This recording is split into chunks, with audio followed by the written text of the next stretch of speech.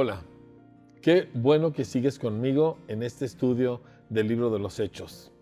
Quizá tú te has preguntado, wow, todo lo que hemos leído está tan bonito, tan positivo, tan padre, milagros, cosas extraordinarias.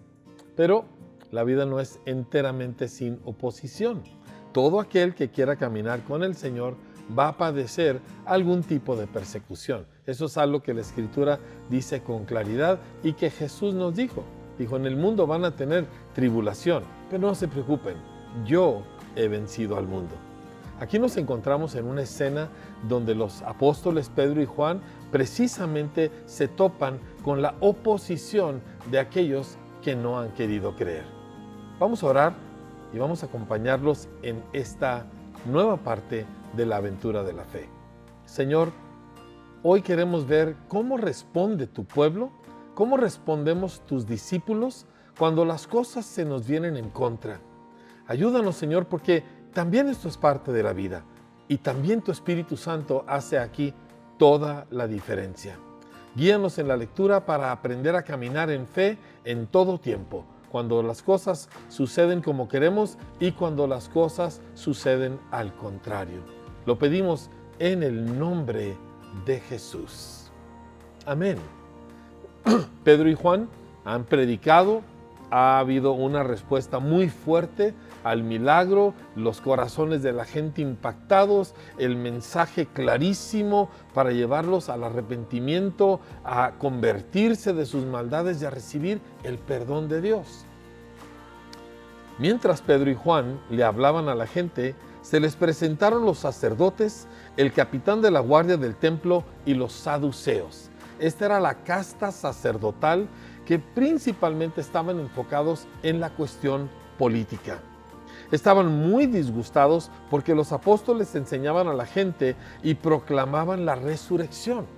Ahora es importante entender que los saduceos decían que no hay resurrección, aunque la Biblia claramente la anuncia desde el principio de la Biblia. Y el problema es que no solamente proclamaban la resurrección, sino que la proclamaban con la evidencia de la resurrección de Jesús. O sea, ya no era solo una teoría, aquí había un hecho concreto de un hombre que había resucitado, el primer de los resucitados. Prendieron a Pedro y a Juan y como ya anochecía, los metieron en la cárcel hasta el día siguiente. Pero muchos de los que oyeron el mensaje creyeron y el número de estos llegaba a unos 5,000. Así que miles de personas más se convierten al Señor. Sospecho que Pedro y Juan no estaban nada acongojados de estar en la cárcel. Si ese es el precio a pagar para que miles de personas sean salvas y entreguen sus vidas a Cristo, con gusto pagamos ese precio. Es parte de la aventura. Al día siguiente se reunieron en Jerusalén los gobernantes, los ancianos y los maestros de la ley. Una reunión de este nivel es porque hay crisis. Ellos sentían que se les venía abajo todo su mundo por la predicación de estos sencillos galileos. ¿Cuándo tú te ibas a imaginar que tú serías una amenaza a los sistemas de este mundo?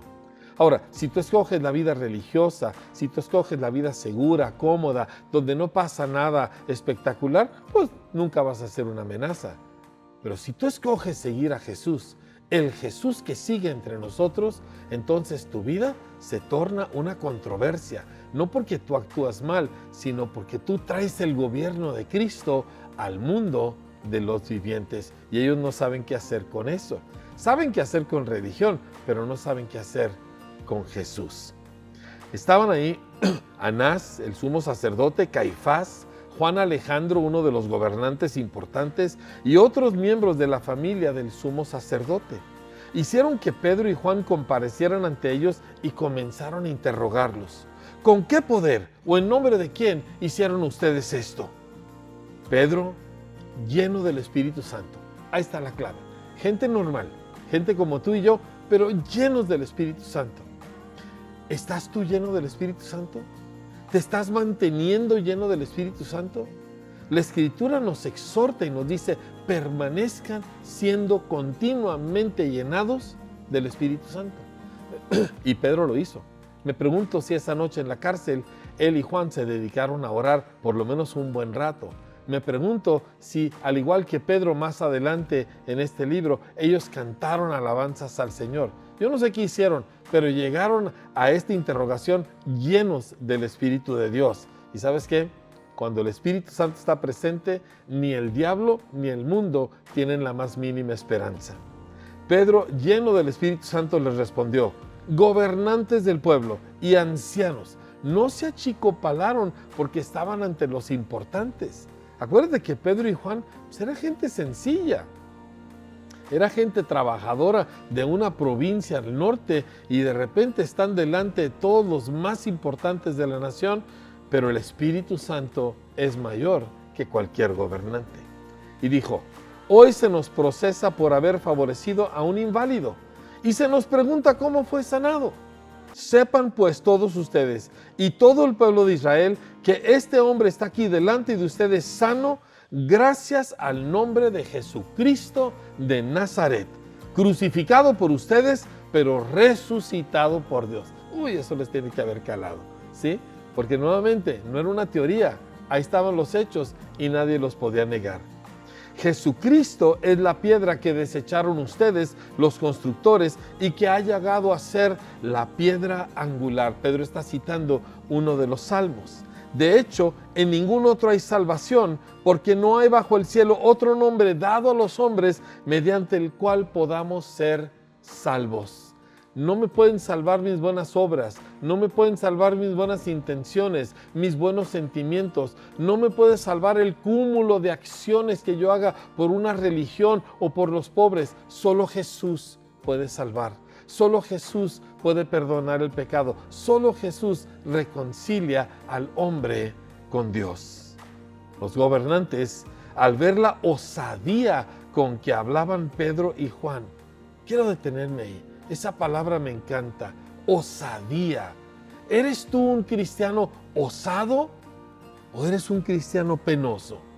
¿Eres un cristiano que se para y dice: yo sigo a Cristo y ustedes lo necesitan seguir también? ¿O eres un cristiano de la encubierta, de la oculta? ¿Sabes qué? Jesús dijo: si ustedes se avergüenzan de mí delante de los hombres, yo también me avergonzaré delante de mi Padre, me avergonzaré de ustedes. Así que Él nos llama a ser osados, pero solo podemos tener esta osadía por la llenura del Espíritu Santo. Así que hay que llenarnos, ¿sí?